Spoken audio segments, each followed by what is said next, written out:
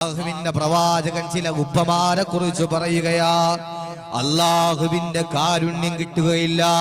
നാളെ മഹ്ശറയിൽ അല്ലാഹുവിനെ ചില ആളുകൾക്ക് അല്ലാഹു കാരുണ്യം നൽകിക്കൊണ്ട് സ്വർഗത്തിലേക്ക് പ്രവേശിപ്പിക്കും. എന്നാൽ ഒരു മനുഷ്യന് അല്ലാഹുവിന്റെ കാരുണ്യം കിട്ടില്ല. ആരെന്നറിയോ?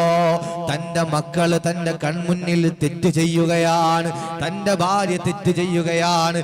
ഇശാ മഗ്രിബിന്റെ സമയത്ത് ടിവിയുടെ മുന്നിലാണ്, ടെലിഗ്രാമിന്റെ മുന്നിലാണ്, വാട്സപ്പിന്റെ മുന്നിലാണ്. വാപ്പ കണ്ടുകൊണ്ട് വന്നാൽ ആ വാപ്പ പറയാതെ പോകുന്നു, മോളെ ഇത് തെറ്റാ.